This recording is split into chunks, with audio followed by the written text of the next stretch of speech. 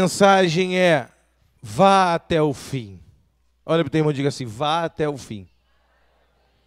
Hebreus 10, 36. Quem pode abrir?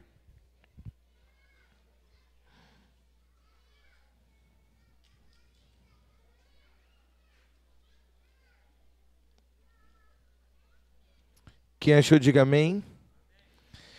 Diz assim: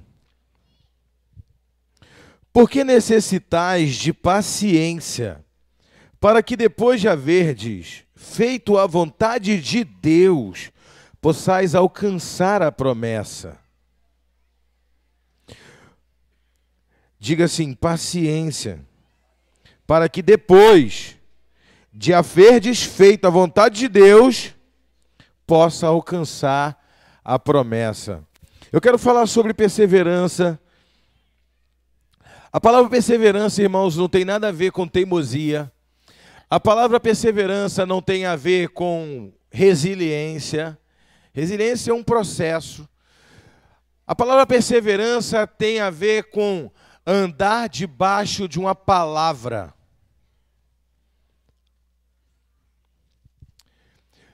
O que o apóstolo Paulo diz aqui? Eu acredito que foi Paulo que escreveu os Hebreus, uns dizem que foi Apolo, mas eu acredito que foi Paulo. O que ele diz aqui? Tenham paciência, para depois que haverdes feito toda a vontade do Senhor, vocês possam receber a sua promessa. Existem pessoas que até têm paciência, mas não fazem nada. Haja paciência. São pessoas que esperam como se não estivesse esperando nada. Porque uma pessoa que espera, como diz Sérgio Cortella, a palavra esperar vem de esperançar. Esperançar é esperar fazendo alguma coisa. Não é esperar de braço cruzado. Você está aguardando ardentemente aquilo que Deus projetou para você, mas você está se estruturando para isso. Você está se posicionando para isso. É algo que você espera. Há uma expectação, há um desejo, há uma expectativa de algo muito grande que Deus vai derramar na sua vida, mas você está se estruturando para isso. Quem esteve aqui na reunião de líderes de Timóteo no domingo de manhã, eu falei sobre isso. Quando Eliseu profetizou, chama o tangedor, e o tangedor tocou, e veio a palavra profética. A primeira coisa, antes de ele lançar a palavra profética, ele disse: cavem covas, cavem cisternas, criem estrutura, porque vai haver, vocês não vão ouvir barulho de vento nem de chuva, mas haverá uma grande água, quantidade de água. Ele disse: olha, vocês não vão ver nem de onde vai vir, mas vai acontecer, uma palavra profética. Mas ele disse: cavem covas, cavem cisternas, se estrutura, porque não adianta eu liberar a palavra profética, vai cair uma chuva e a água vai se perder, você vai perder tudo, não vai reter nada. Então Deus quer o quê? Que nós venhamos nos estruturar para receber. Ele disse: tenha paciência, para que depois que você tiver estruturado, haver desfeito a vontade de Deus, tenha paciência para receber a promessa. Olha para o teu irmão e diga: tenha paciência. Eu não me canso de repetir, irmãos, uma frase que tem no colégio ali perto da casa do Ulisses, que diz assim: aqui nós semeamos com sabedoria e colhemos com paciência. Sabe, temos que semear com sabedoria, nos estruturar e esperar o tempo certo de Deus. Porque a paciência, ou seja, a perseverança é caminhar debaixo de uma palavra certa. Diga, uma palavra certa. É isso aí. Hebreus 12, 1, quem pode abrir? É só virar uma página. Portanto, nós também, pois que estamos rodeados de tão grande nuvem de testemunhas, deixemos todo o embaraço e o pecado que tão de perto nos rodeia e corramos com paciência a carreira que nos é proposta. Olha o que ele diz novamente: largar o pecado, porque as pessoas estão fazendo tudo errado. Elas estão procurando o caminho de pecado e elas depois...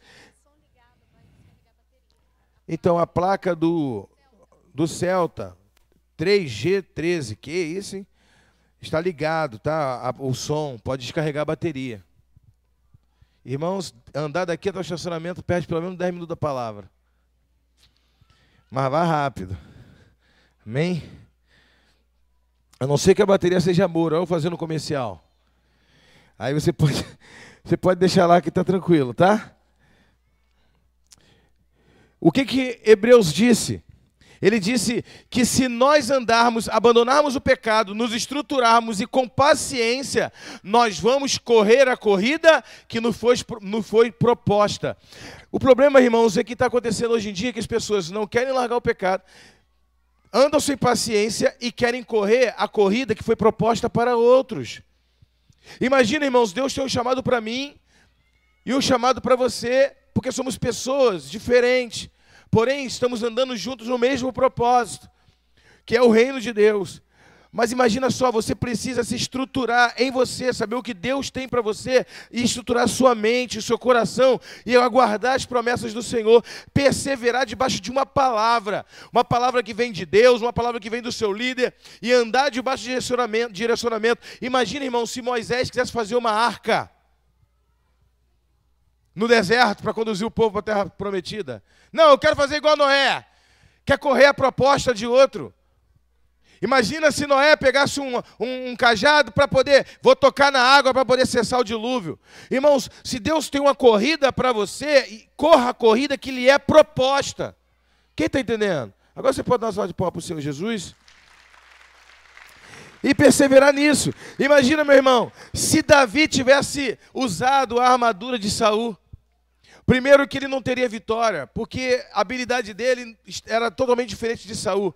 Ele nem conseguiu se mover com a armadura de Saul, mas Deus usou ele nas habilidades dele, na sabedoria dele, no conhecimento dele. Ele sabia tacar pedra, irmãos, ele não sabia pegar e manejar a espada. Deus usou ele na habilidade dele. Então você precisa correr a corrida que lhe é proposta. Olha para dentro de você, se estrutura, larga o pecado, tenha paciência e aguarde a promessa. Tudo tem um tempo certo, irmãos. Se você anda debaixo de uma palavra certa, tudo tem um tempo certo para acontecer. Cava covas, irmãos, cava cisternas para encher daquilo que Deus vai mandar para você. E tenha paciência. Não ande agitado de um lado e para o outro, mas espera do céu aquilo que vai vir para você.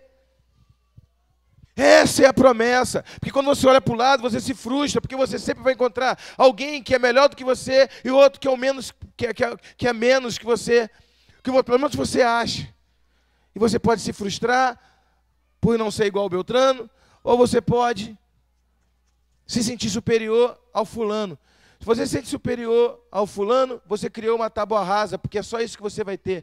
Se você se frustrar porque tu não é igual ao Beltrano, você nunca vai alcançar o nível dele, ou sei lá. Não é uma disputa, irmão. É o que Deus tem para você. É a intensidade do que Deus tem para você. Pare de comparações tolas. Comece a avançar naquilo que Deus tem para você. Mergulhe profundamente naquilo que Deus tem para você e Deus vai te levar além. Quantos entendem isso? A promessa, amado. Não abra mão da promessa, se estruture para receber a promessa. Qual é a promessa? O que nos move é aquela palavra que Deus liberou na nossa direção. Eu liberei uma palavra de promessa para você, isso que nos move. Irmãos, o que eu preguei uma vez sobre isso. Quando você diz para uma criança, faz o dever de casa, ela quer fazer o dever de casa? Ela não quer, mas tu diz, faz o dever de casa que eu vou pagar um sorvete para você. A promessa motiva ela a fazer o dever de casa. Sabe, a vida é muito dura, tudo aqui na vida é muito dificultoso, é muita luta que nós passamos, mas o que nos faz vencer as tarefas diárias é a promessa. Sabe, Deus olha para cada um de nós e sabe o que nos move a promessa, mas quando tu larga de andar pela palavra que Deus te deu e fica olhando a proposta, a correria de outro, aí, meu irmão, tu já ficou para trás. Quem entende isso? Tem uma criança rindo aí.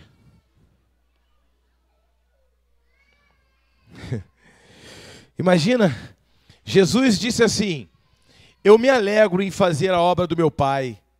Eu me alegro em fazer. Sabe o que é se alegrar? Em fazer aquilo que você foi chamado para fazer. Ter prazer e as coisas fluem. Irmãos, fluir na presença de Deus é andar debaixo de uma palavra, perseverar debaixo de uma palavra e fluir naquilo que você foi chamado para fazer. Você é uma peça fundamental na igreja. Para fluir, ninguém vai fazer o que só você pode fazer. Você tem que ser intenso naquilo que Deus te chamou para fazer. Você não pode desistir, você tem que ir até o final. Porque você tem muitos frutos para dar. Não olhe para o lado. Foi como eu disse de Moisés. Jesus disse, eu me alegro no meu Pai. Só que Deus já se alegrava nele antes de ele trabalhar. Porque antes dele fazer a primeira obra, antes dele realizar qualquer obra, A Bíblia diz que antes de ele fazer o primeiro milagre, o Senhor olha do céu, lá no batismo e diz: esse é meu filho amado, em quem eu me alegro. Deus já se alegrava no filho antes de fazer qualquer coisa. Deus já se alegra em você, irmãos, antes de você fazer qualquer coisa. Mas olha só, Jesus entendeu: o meu Pai se alegra em mim pelo que eu sou e não pelo que eu faço. Então eu vou fazer com alegria, porque o meu Pai se alegra em mim e eu me alegro nas obras dele. Isso é reciprocidade, é a alegria de saber que tu está fazendo para Deus, porque tu ama a Deus. Não tem nada, não tem nenhum interesse, não tem nada, tu ama Ele. Porque eu acordo de manhã, eu olho para o céu e eu digo: Deus, tu está comigo. Sabe, você olha para os seus filhos, eu vi meus filhos dançando aqui no altar. Sabe, eu fico com alegria. Qual o presente melhor para o pai? Saber que os teus filhos estão dançando no altar e consagrar tua família para Deus. Eu olho para minha esposa, um homem feio desse, casar com uma mulher bonita dessa. Eu olho para os meus filhos, muito bem educados, pessoas que não distratam de ninguém, uma simplicidade. Não é porque é meu filho, não. Mas quem conhece meus filhos sabe que eu posso pedir mais a Deus. Eu só posso me alegrar, eu só posso ficar feliz com Deus. Você está entendendo? E agora, antes de Ele me dar isso tudo, Ele já não se alegrava comigo. Ele me criou para um propósito, com um propósito. Apóstolo Paulo, meu amado, quando ele escreve aos Romanos, ele diz assim: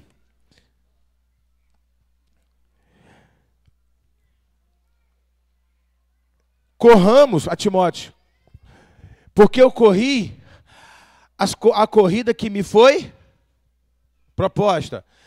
Mas ele disse: combati o bom. Quem gosta dessa frase é o Ulisses, pastor Ulisses, né, com o seu Rio de Janeiro. Vamos nos preparando.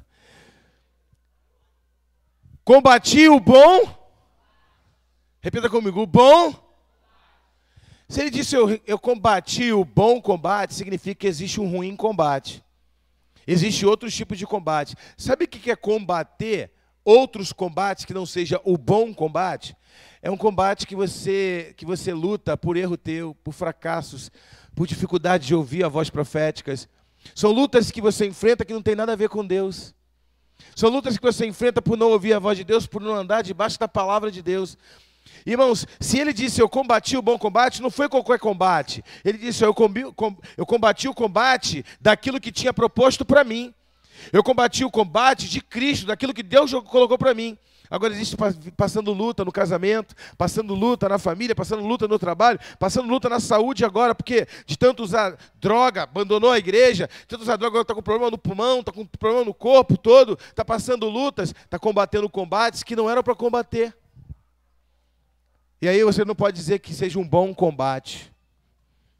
Agora, quando você anda debaixo de uma voz profética, quando você anda debaixo de uma promessa e está com os olhos fitos na promessa, vale a pena combater o combate, porque você sabe que cada dia Deus vai te dar uma vitória e cada dia você está mais perto daquilo que Ele te prometeu. Quem entende isso, dá uma salva de palmas para o Senhor Jesus.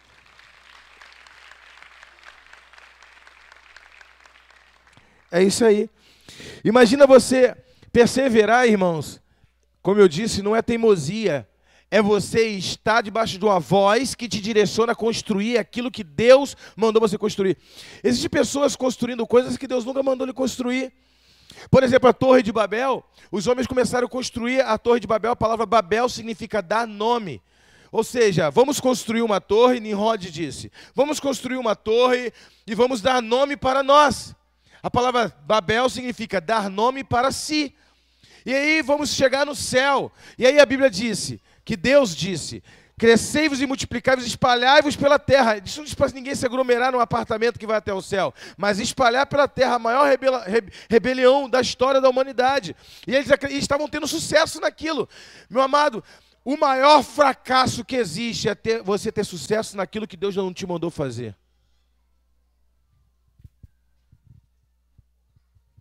Eu vou repetir. O maior fracasso que um homem pode ter é ele ter sucesso naquilo que Deus não mandou ele fazer. Tem gente tendo sucesso em muitas coisas, mas fora da vontade de Deus, e ele acha que está tendo sucesso. É o maior fracasso, porque está roubando ele da promessa. Por isso tem que andar debaixo da voz de Deus, porque tem pessoas, como eu disse na semana retrasada, estão satisfeitos com aquilo que parece com a promessa. nunca terão a promessa enquanto estiver satisfeito com aquilo que parece com a promessa. Porque Deus é pleno na sua atitude. Deus não negocia consigo mesmo. Deus não negocia. Deus não divide espaço dentro de nós. Ou Ele é pleno na nossa vida e te dá a promessa completa, ou Ele não te dá nada. E aí o inimigo ele te coloca diante de você aquilo que parece com a promessa. Só tem um efeito daquilo que parece a promessa. Se você não andar debaixo de voz proféticas, de direcionamento profético, caminhar em direção à profecia e à promessa, você vai viver à margem daquilo que Deus tem para você. Quantos querem viver a plenitude? E aí a Bíblia diz que eles estavam tendo sucesso. E aí, olha que tremendo. Existe a vontade permissiva de Deus, e Deus disse, olha, pode ir. Deus não é a boa, não é o bom combate, é a vontade permissiva de Deus. Deus não está no controle disso. Deus disse, pode ir, é com vocês mesmo. Só que, olha o que a palavra, olha o que é uma palavra de unidade. Ele disse, Deus Pai, Deus Filho e Deus Espírito Santo. Eles estão unidos em um só parecer. E tudo que o homem faz em união e unidade, eles conseguem. Vamos lá, desçamos e confundamos a língua deles, porque se nós não confundirmos, eles vão conseguir o objetivo deles. Até o que é para o mal, se a pessoa andar em unidade, ela consegue. Se não fosse assim, não existiria crime organizado. Porque o poder da linguagem, o poder da unidade é um princípio espiritual que pode ser utilizado para o bem ou para o mal. Olha o que Deus fez. Se nós não descermos lá e confundir a língua deles, para o modo de eles não se entenderem, imagina um pedindo, passa o martelo em alemão e o outro em russo, passando o serrote. A obra teve que parar porque não teve entendimento. Quem entende isso? Irmãos, isso é em qualquer casa, em qualquer família. Não tem entendimento, a obra para. Não tem entendimento, vai parar. Aonde a linguagem entrou divisão, vai parar. Não vai dar certo. Seja no ministério, seja na família, seja na finança, seja no que for. Um dos maiores ambientes que o diabo gosta de atuar é no ambiente da divisão. Porque a palavra divisão significa duas visões. É uma visão que é dividida. Você tem uma, outro tem outra. E aí anda em visões divididas, divisão. Nada prospera assim. Quem entende isso? E aí a Bíblia diz que eles tiveram desentendimento, a obra parou. E eles se espalharam. Agora olha a diferença. Quando você vai em Atos dos Apóstolos, capítulo 2, a Bíblia diz que eles estavam debaixo de uma palavra profética de Jesus, quando Jesus disse, não saiam de Jerusalém, permaneçam em Jerusalém, até que do alto sejam revestidos do poder. E eles estavam sentados, 120 pessoas no mesmo lugar. Agora, será que era só 120 pessoas que eram para estar ali? Não. A Bíblia diz que Jesus, quando ressuscitou, ele apareceu antes de subir aos céus, ele andou 40 dias no meio do povo, comeu e bebeu com o povo, 40 dias, Atos dos Apóstolos, capítulo 1. E quando faltou 10 dias para Pentecoste, ele subiu, porque 40 dias mais 10, Jesus morreu na Páscoa e ressuscitou na Páscoa. 50 dias depois era a festa de Pentecoste. Então, Jesus andou 40 dias, 10 dias depois que Jesus subiu, veio o Pentecoste, veio o Espírito Santo. Olha o que Jesus disse. Eram 500 pessoas aproximadamente. Quantas? Eram 500 pessoas no Monte das Oliveiras, quando Jesus subiu aos céus, diante dos olhos deles, e Jesus disse, não saiam de Jerusalém até que do alto seja revestido. 10 dias depois, 380 se desviaram. Porque só tinha 120 no lugar da promessa. 10 dias. Olha a diferença, olha a proporção daqueles que falaram, vou estar no mesmo lugar. Agora, é engraçado quando você lê a história, dá a impressão que eles estavam lá assim, né? Marchando, falando em língua, esperando o batismo. Não, nem tinha ainda. Parecia que eles estavam gritando, glória, glória, glória. Quem já fez no monte que falaram para eu ficar dando glória? Irmãos, quase que me deu um bolo aqui na garganta, de tanto eu falar, não aconteceu nada. Como se o Espírito Santo não fosse uma pessoa, como se ele não tivesse uma identidade e ele não respondesse por si, né? Como se ele fosse uma força ativa, que não pensasse. Eu dei glória, glória, glória, glória. Ele, pum, vamos batizar porque está falando glória, glória, glória. Hoje tu tem esse entendimento, mas tu não tinha, né? E tu ficava, né? Glória, glória. Aí uma pessoa botava na na garganta e ficava, fala, fala, fala, fala.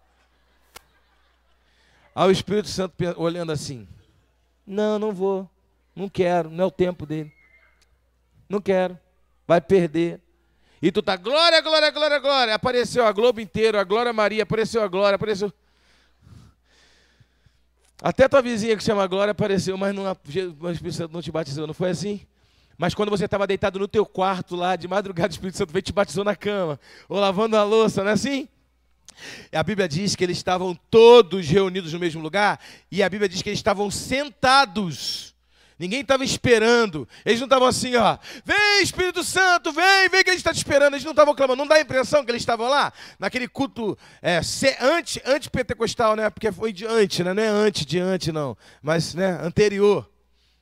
Não, nada disso. A Bíblia diz que eles estavam sentados na escadaria e outros nas mesas, assentados no lugar. Sabe, irmãos, muitas das vezes nós podemos perder a esperança. Muitas das vezes nós podemos perder a expectação. Muitas das vezes nós podemos perder muitas coisas. Mas se você estiver no lugar aonde a voz profética te mandou estar, a promessa vai vir sobre a sua vida. Sabe quantas vezes nós vemos para a igreja desanimados? Sabe quantas vezes nós estamos para baixo, estamos mal, e aí dá o horário do culto, aí tu pensar, não vou não, não estou legal não, e aí você está sentado aqui, de repente o Espírito Santo vem, aquela palavra vem de encontro com a sua vida, e o Espírito Santo te batiza, ou então Deus abre teus olhos espirituais, tu vê um anjo, alguma coisa acontece, tu fala, meu Deus, eu estava parado, desanimado, mas eu estava sentado aonde Ele mandou eu estar, e Deus fez na minha vida. Quem entende? Olha para o teu irmão e diga, antes debaixo da palavra, e esteja no lugar certo. Agora você pode dar outra salva de palmas.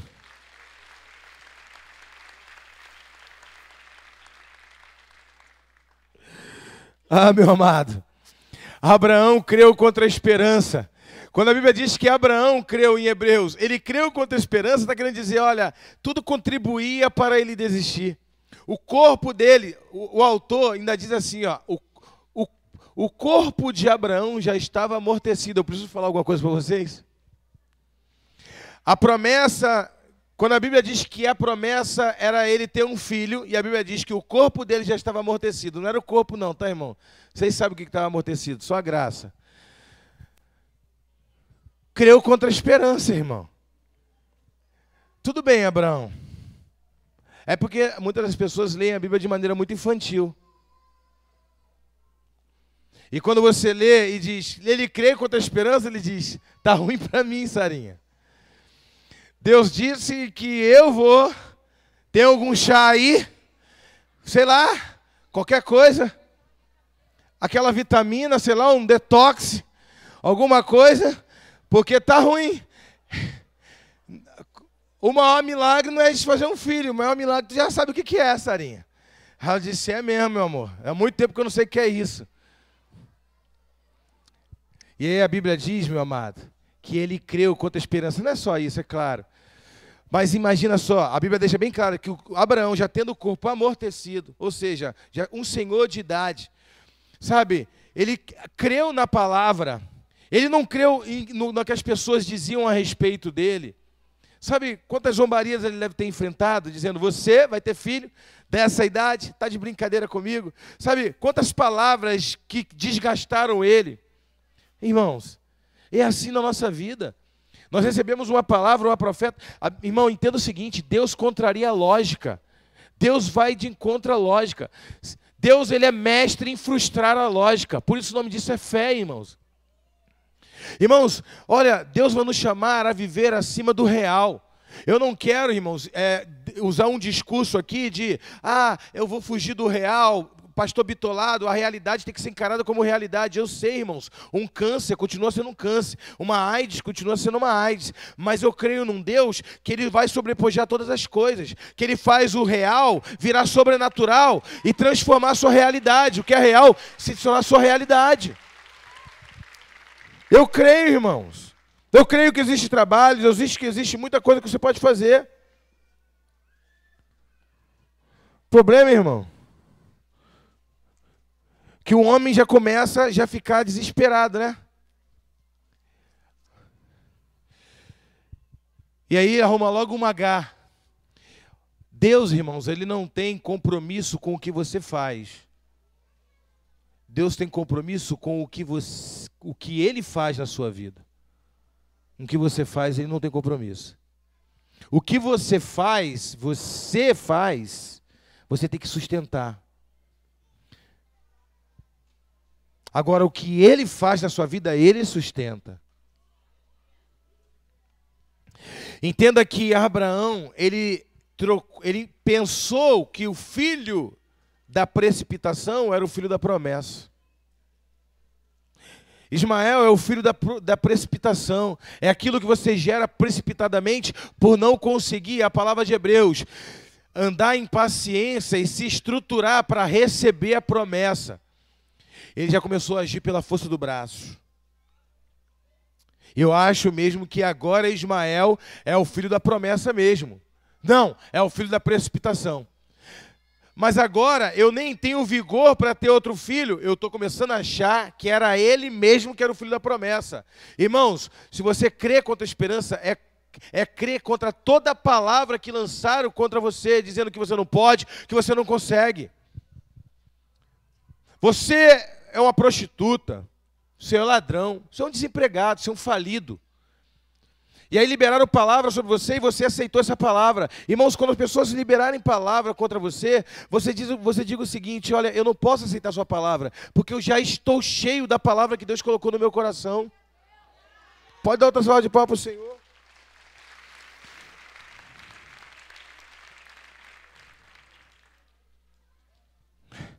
Deus não tem compromisso. Sabia que as ofertas elas tinham que ser tacadas a fogo, né?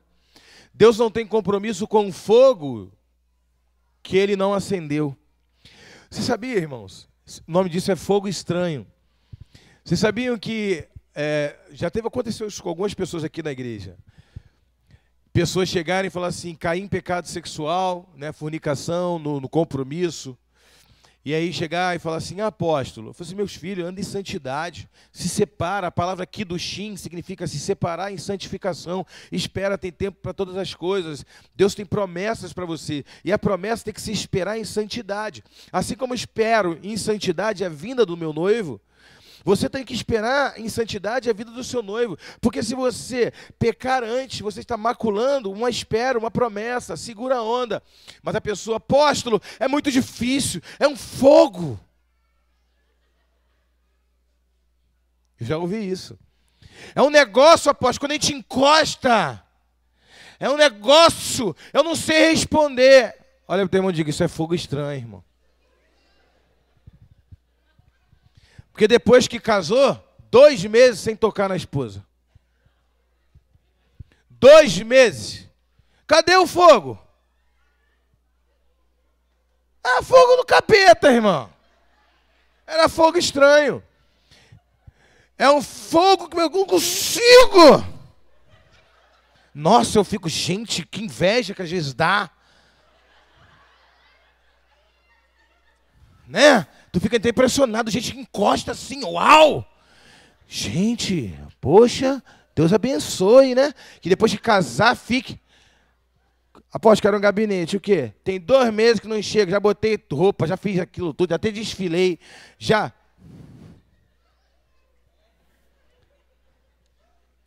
Aí vai no gabinete, aí tu chega e pergunta para... Apóstolo, meu marido me procura há 2 meses. Aí o marido fala, também, apóstolo, ela não se esconde? Porque só vive mal arrumada, o pé tudo encardido. Não se esconde, fica difícil de procurar dessa maneira. Mas no início, né, já chegava, né? Irmãos, cuidado. Olha, o fogo de Deus, ele não é estranho. Ele é o fogo do sacrifício. A Bíblia diz que filho de sacerdote, Arão, ele tinha 2 filhos chamados Abiú e Nadab. E eles ofereceram um sacrifício com fogo estranho. Quando tirava um fogo, uma brasa para oferecer oração, incenso, queimar incenso no incensário de ouro, no Santo dos Santos, Tinha que se pegar uma brasa em que um animal foi sacrificado em cima daquela brasa. O sangue do sacrifício purificava a brasa. Então pegava com Atenaz. Você lembra da revelação de Ezequiel? Que diz que o anjo pegava com Atenaz uma brasa do altar e tocava na boca de Isaías, para purificar Isaías, da Atenaz, uma brasa do altar. Ou seja, era um fogo que santifica. É um fogo do sacrifício. O apóstolo Paulo diz assim, aonde que eu posso reportar isso, apóstolo? Quando o apóstolo Paulo diz em Romanos capítulo 12, ele diz, rogo-vos, pois, irmãos, pela compaixão de Deus, que ofereça os vossos corpos como um sacrifício vivo, santo e agradável a Deus. Esse é o vosso culto racional. Sabe, o sacrifício santo é um sacrifício, é um fogo que acende em você, como eu preguei no domingo, o dunamis, que entra em você e te leva para o lugar da intimidade. Imagina uma pessoa querer entrar em oração, chegar para orar e falar com Deus, todo em pecado, sem arrependimento, sem ter o sangue do arrependimento sobre a vida dele. É aquela pessoa que ainda tem ousadia de estar com um amante, cheio de prostituição, entra na pornografia todo dia lá, futuca na internet as coisas ruins lá, não se arrepende, mas depois vem para a igreja e... Videira, videira, videira, videira, videira, vai dar... Videira, videira, videira, videira, videira... A mulher acorda de madrugada, não fala nada, a mulher fica olhando no telefone dele, ele vendo pornografia... De repente, até fazendo uma coisa lá debaixo do lençol, a mulher fala, como é que pode? Não vou falar para não ficar constrangido, mas como é que pode uma coisa dessa? Uma pessoa que diz que é de Deus, mas é fogo estranho. É fogo estranho, igual o cara lá do cimento. Ai, meu Deus! Quem viu o vídeo? Terra! E caiu com a cara no cimento. É fogo estranho, irmão. Porque se tu achar isso normal, eu acho estranho.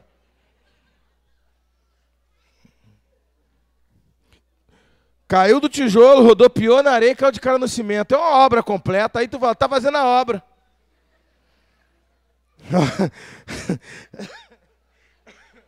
Eu não aguento. Olha o teu irmão diga assim, nem eu. Aí não dá, irmão. Eu não tenho mais estrutura para esse tipo de coisa, amado. Eu não tenho mais estrutura para esse tipo de coisa. Se eu chegar numa igreja e eu ver um negócio desse, eu vou embora. Eu não tenho mais estrutura para essas coisas. Sabe, nós temos que ter uma vida de sacrifício vivo, santo e agradável a Deus, e oferecer um fogo que vem do altar, e não um fogo estranho. Amém? Quem pode dar outra salva de palmas para o Senhor? Só quantos squash aqui. Amém. Você precisa perseverar, mas você precisa antes saber o que Deus te chamou para construir. Você sabe de onde que vem o termo oportunidade? O termo oportunidade vem de os navios que ficavam atracados no porto, e eles eram barco à vela, navio à vela, e eles esperavam o vento certo para eles saírem do porto e viajar. Então não era qualquer vento, era o vento certo. E eles chamavam disso de vento oportunidade. A oportunidade é o tempo certo. É você se estruturar e andar, segundo a vontade de Deus, sair e andar, e se comprometer e se mover pela palavra e no tempo certo. Essa é a oportunidade. Irmãos, nem todo mover é de Deus, nem todo vento é de Deus. Nem tudo é uma oportunidade de Deus. Quem entende isso? Irmãos, entenda o seguinte, sabe o que é maturidade? É celebrar quando Deus abre uma porta, mas é também celebrar quando Deus fecha uma porta. É entender que Deus está te criando situações para te dar a oportunidade de crescer, de avançar, e não murmurar e reclamar. É celebrar quando Deus fecha uma porta, porque talvez você esteja tendo sucesso daquilo que Deus não te colocou para fazer. Um dia um rapaz... ele estava bem na igreja, culto de quarta, culto de domingo, sala de multiplicação, sala de edificação. E estava rompendo.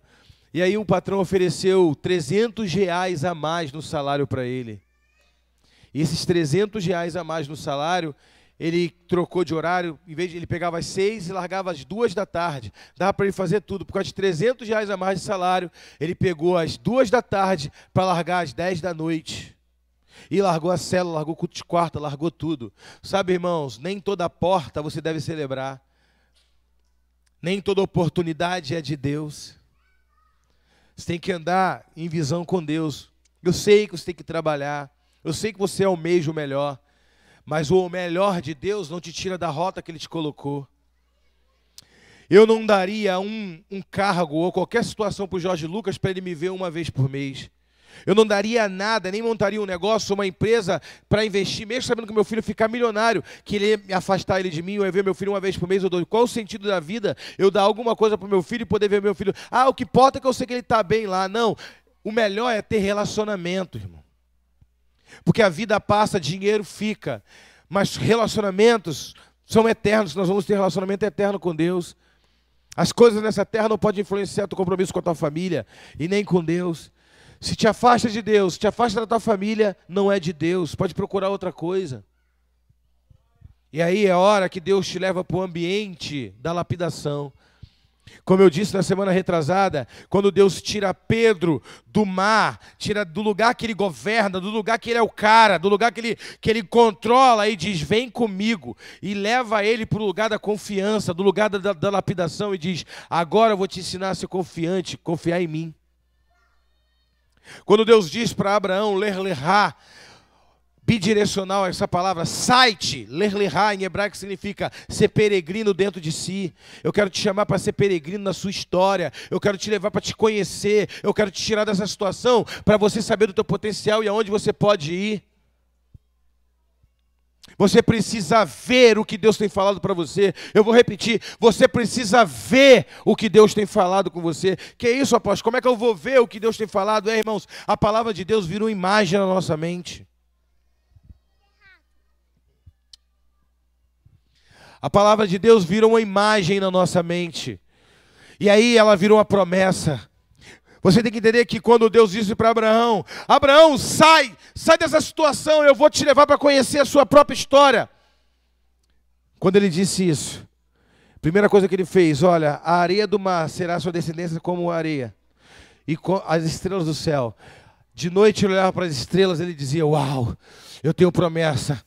De dia, ele olhava para a areia e ele dizia, eu tenho promessa. De dia e de noite a promessa dele estava diante dos olhos dele. Você precisa ver o que Deus tem falado com você. E aí você vai parar de olhar para o lado, meu amado. Quem entende isso? Dê outra salva de palmas para o seu Jesus aí.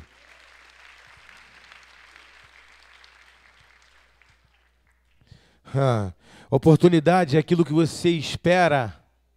Pode anotar isso aí. Oportunidade é aquilo que você espera para te mover. Como os navios esperavam um vento para tirar ele daquele lugar. O porto é muito seguro, irmão. Mas o navio que fica no porto, ele não cumpre um propósito. O navio foi feito para viajar.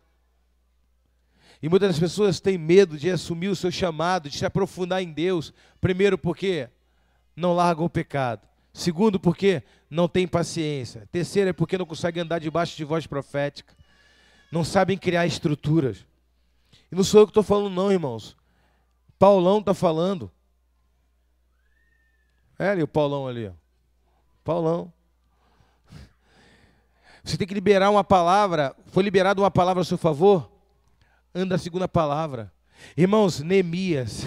Aleluia. Vocês sabiam que na Fundação Getúlio Vargas, eles estudavam administração, não sei agora, mas eles usavam o livro de Neemias para dar aula de administração, como administrar uma empresa em tempo de crise. E tem crente usando recursos humanos para querer administrar sua crise. E os ímpios usando o livro de Neemias, como administrar. Porque eles ficaram impressionados, irmãos. Neemias não tinha recurso. Neemias não tinha dinheiro, Neemias não tinha mão de obra, e ele terminou em dias o que gerações anteriores não terminaram em anos. Quem pode dar outra salva de palmas para o Senhor Jesus? Eu quero profetizar na sua vida que Deus vai te usar para fazer em dias o que gerações passadas não fizeram em ano. Mas sabe o que aconteceu? Neemias estava lá em cima do muro fazendo uma obra que ele terminou em 52 dias. O que? Diziam que ele não tinha capacidade, porque a primeira etapa do diabo é querer subjugar a sua capacidade. Ele diz, a sua crença, a sua capacidade. Ele diz, não tem, depois ele diz, não tem ninguém por você, ninguém acredita em você.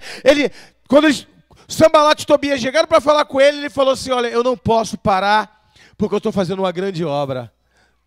Eu não posso parar. Desce daí que eu quero conversar contigo. Desce daí porque eu quero dizer, eu não posso parar, porque eu estou fazendo uma grande obra. Toda vez, irmãos, olha, irmãos, grava isso. As nossas maiores derrotas são em momentos que está tudo bem. Quando está tudo bem, é que nós sofremos nossas maiores derrotas. É porque nós achamos que está tudo em paz, nós tiramos as nossas armaduras. A Bíblia diz que no tempo em que os reis, na primavera, nos tempos em que os reis saíam para guerrear, Davi ficou dentro do palácio. Foi a queda dele. Estava tudo bem. Falando para ele, você não precisa ir, Davi. O teu nome guerreia por você. Você é o cara. Você é bom, Davi. Fica no palácio que a gente vai resolver. Se matar você vai desmotivar todo mundo. Tu é o cara, rapaz. Tu é o semideus. No tempo que todos os reis saíam para guerrear, Davi ficou no palácio. A Bíblia deixa bem claro isso para evidenciar o fracasso dele. Foi não saber discernir o tempo de descansar e o tempo de guerrear. Eu ando falando isso, eu quero que isso fique na sua mente. Se você não souber discernir o tempo de descansar e o tempo de guerrear, você vai ficar perdido no meio do propósito. O inimigo vem e te pega sem armadura. É quando está tudo bem. Nossa, está tudo acontecendo, fluindo na minha vida, irmão, fica ligado. A minha irmã falava assim para mim, neguinho, guarda a sua alegria. Ela usava sempre essa palavra. Quando eu tinha uma grande vitória, uma colheita, eu fazia uma apresentação de fruto fiel enorme, que eu estava feliz. Ela falava, guarda a sua alegria. Eu não entendia. Eu achava que ela estava falando isso para poder, sei lá, alguma coisa. A gente pensa em qualquer coisa, né? A gente, poxa, ela não está alegre com a minha felicidade, não. Ela falava, guarda a tua alegria, neguinho. E eu não entendia. Logo vinha depois de uma palavra contrária, vinha uma crítica, vinha alguma coisa, eu ficava para baixo. Eu entendi que ela está querendo dizer, olha, quando você estiver na sua maior vitória, não se distraia, porque é ali que você pode ter sua maior derrota, porque você vai tirar a armadura e vai achar que já alcançou o que tinha que alcançar. Tá vendo? Vocês perdem.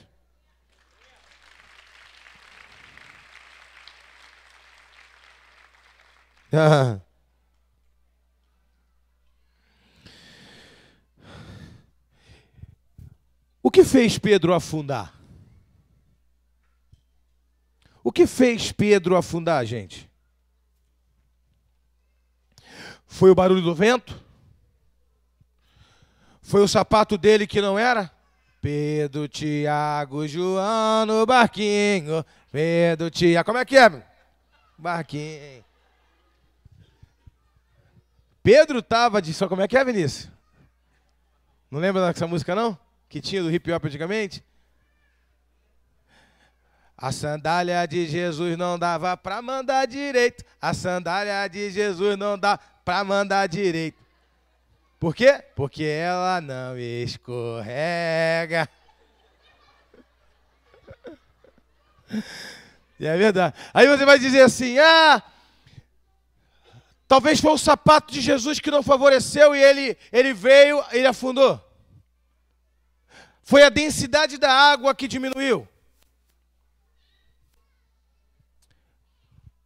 Para onde ele olhou, determinou o que ele viveu. Quando Jesus disse, Simão Pedro, vem! Aquela palavra pavimentou a água e ela ficou dura. E ele andou sobre a palavra que Jesus disse, vem! Mas ele parou e olhou para o lado, e para onde ele olhou, determinou o que ele viveu. Ele começou a afundar. Não tem nada a ver com Jesus, não tem nada a ver com o vento, não tem nada a ver com a água, nem com a sandália dele. Tem a ver para onde ele olhou. Meu amado, ande a carreira que lhe foi proposta.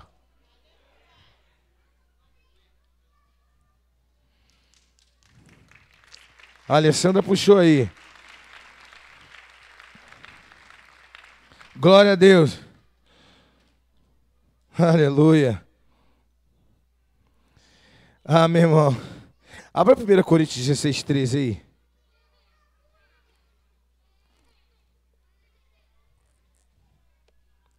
Primeira Coríntios.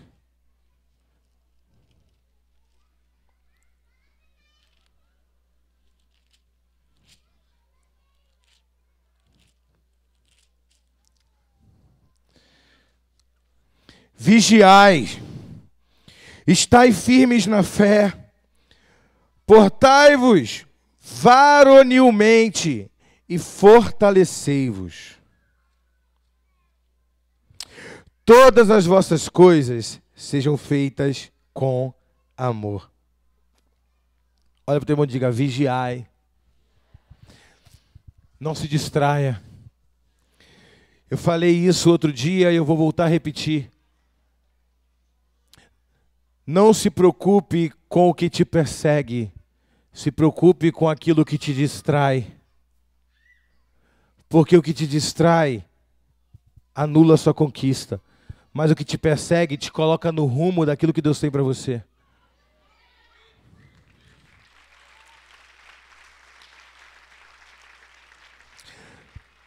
Se você estiver passando uma dificuldade, dá glória a Deus, porque ela vai te fazer mover. Eu vi uma... Pode subir, meu filho.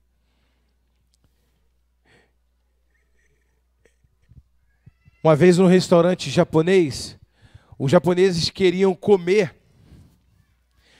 sushi e a comida, o peixe fresco. Aí botaram o salmão e aí traziam. Eles tinham um aquário no fundo do restaurante, traziam o peixe e eles olhavam. O peixe estava vivo, depois eles iam lá, preparavam o peixe e eles comiam. Mas o peixe estava muito gordo, porque peixe de aquário, muito gordo.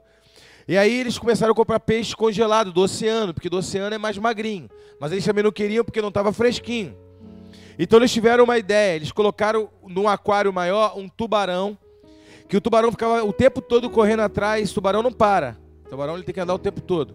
E o tubarão andava o tempo todo e os peixes ficavam o tempo todo andando, e eles ficavam em forma. Ao ponto, e quando tiravam, eles estavam nem gordo demais, nem magro demais e fresquinho. Sabe, irmãos, o que eu entendo, às vezes, para nos manter a forma espiritual, Deus permite uns tubarõezinhos no nosso aquário. Deus permite umas perseguições para nos fazer andar. Não é que Ele tenha prazer nisso, mas Ele quer, Ele sabe do seu potencial. Ele sabe que você pode fazer em 52 dias que uma geração não fez a vida toda. Ele sabe da sua estrutura e Ele sabe que você, às vezes, tem até força de vontade, mas não tem a paciência. Ou tem paciência, mas não consegue largar o pecado. Ou consegue largar o pecado, tem paciência, mas não cria estrutura. Mas você precisa andar em paciência, andar em santidade, estrutura, Deus vai cumprir, irmãos. Como diz essa música, não tem nada a ver com você, tem tudo a ver com Ele. O Deus vai cumprir na sua vida, irmãos, não porque você é bom, mas pelo caráter dEle. Tem a ver com o caráter dEle. Deus disse: eu vou fazer na sua vida se você estiver no lugar certo. Tem dia que você não está legal, tem dia que você não está bem, tem dia que está de cabisbaixo, tem dia que você não está legal. Eu sei disso. Mas você está no lugar certo, esperando o vento da oportunidade. É isso aí você sai daqui, recebe uma palavra e sai daqui melhor. No outro dia você está mal, de cabeça baixa, não é assim? Aí o inimigo diz: não vai para o culto hoje não. E é o dia que mais o Espírito Santo fala contigo, você volta revigorado. E nós vamos ficar assim, irmãos, até o dia do nosso Senhor Jesus. Mas a Bíblia diz que aquele que prometeu é fiel para cumprir. A boa obra de Deus está em processo de construção em nós. E Deus é poderoso e é fiel para cumprir até o dia de nosso Senhor Jesus. Não tem nada a ver comigo, irmãos. Se Deus tivesse que fazer alguma coisa para mim porque eu sou merecedor, eu já teria um raio caído na minha cabeça, irmão. Quando alguém fala assim: eu mereço, Senhor, me dá o que eu mereço. Cuidado, irmão, não pede não. Fala assim: Deus, me dá o que eu não mereço. Porque se tu me der o que eu mereço, eu estou frito, tu merece a morte, tu merece o fogo do inferno. É isso que eu mereço, é isso que você merece, pelo nosso pecado, pelas nossas infâmias. Mas é falar: Deus, não me dá o que eu mereço, mas me dá aquilo que eu não mereço, que é a tua graça e o teu perdão, o teu favor. E aí você vai andar, irmãos, no vento, não no vento estranho, nem no fogo estranho, mas naquilo que Deus estabeleceu para você.